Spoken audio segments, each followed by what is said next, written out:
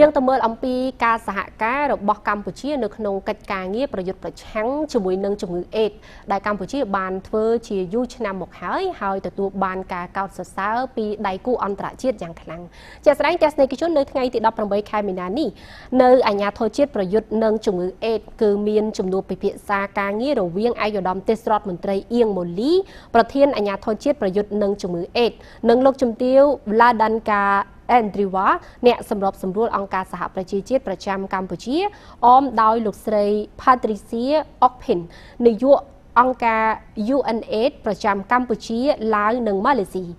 ចូលរួមនៅក្នុងជំនួបនេះរួមមានឯកឧត្តមនិងលោកជំទាវក៏ដូចជាសមាជិកអនុប្រធាននាយកខត្តកាល័យនិងប្រធានការិយាល័យសម្របសម្រួលនៃការិយាល័យអ្នកសម្របសម្រួល UN ប្រចាំកម្ពុជាផងដែរជាកិច្ចចាប់ផ្ដើមឯកឧត្តមទេសរដ្ឋមន្ត្រីបានស្វាគមន៍ចំពោះលោកជំទាវ Vladanka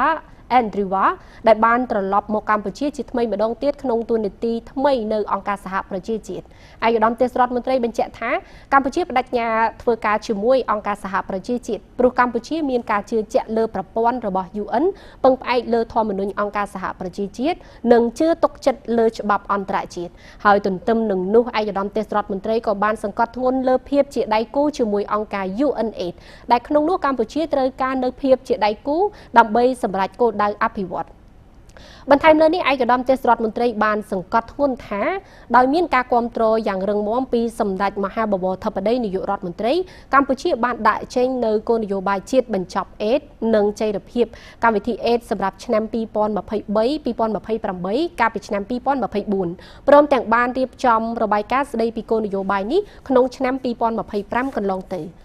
បន្ទាប់មកលោកជំទាវ Vladanka Andreeva បានបង្ហាញនៅក្តីសោមនស្សចំពោះការស្វាគមន៍យ៉ាងកក់ក្ដៅនិងការត្រឡប់មកកម្ពុជាជាថ្មីលោកជំទាវបានថ្លែងការកោតសរសើរចំពោះកម្ពុជាក្នុងការឆ្លើយតបនឹងមេរោគអេដថាជាប្រទេសឈានមុខមួយប្រកបដោយការច្នៃប្រឌិតនិងធ្វើឲ្យមានវឌ្ឍនភាពលោកជំទាវក៏បានអបអរសាទរចំពោះការដាក់ចេញនៅគោលនយោបាយជាតិបញ្ចប់អេដសមាជិកភាពរបស់កម្ពុជាក្នុងក្រុមប្រឹក្សាសម្របសម្រួលអង្គការ UNAIDS និងទស្សនកិច្ចដោយជោគជ័យរបស់លោកជំទាវ Winnie Byanyima នាយិកាប្រតិបត្តិអង្គការ UNAIDS ក្នុងខែឧសភាឆ្នាំ2025កន្លងទៅលោកជំទាវក៏បានសម្ដែងនៅការអបអរសាទរដែលកម្ពុជានឹងទទួលបានជោគជ័យជាបន្តបន្ទាប់ក្នុងការឆ្លើយតបនឹងមេរោគអេដនិងជំងឺអេដជាការឆ្លើយតបឯកឧត្តមទេសរដ្ឋមន្ត្រីបានបញ្ជាក់ថាដើម្បីអបអរសាទរសមិទ្ធផលថ្មីដែលកម្ពុជាសម្រេចបានអាជ្ញាធរជាតិប្រយុទ្ធនឹងជំងឺអេដរៀបចំទស្សនកិច្ចរបស់លោក Eamon Murphy នាយកប្រចាំតំបន់អាស៊ីប៉ាស៊ីហ្វិកនៃអង្គការ UNAIDS មកកម្ពុជាក្នុងខែមិថុនាឆ្នាំ2026ឯក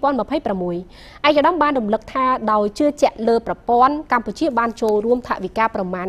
$10,000អាមេរិកជាមួយអង្គការ UNAIDS កាលពីឆ្នាំ2025កន្លងទៅជាទីបញ្ចប់ឯកឧត្តមទេសរដ្ឋមន្ត្រីបានថ្លែងអំណរគុណចំពោះកិច្ចសហការដ៏ល្អនាពេលកន្លងមកនិងសន្យាបន្តសហការជាមួយអង្គការសហប្រជាជាតិជាពិសេសគឺអង្គការ UNAIDS បន្តទៅមុខទៀតដើម្បីបញ្ចប់អេដនៅកម្ពុជា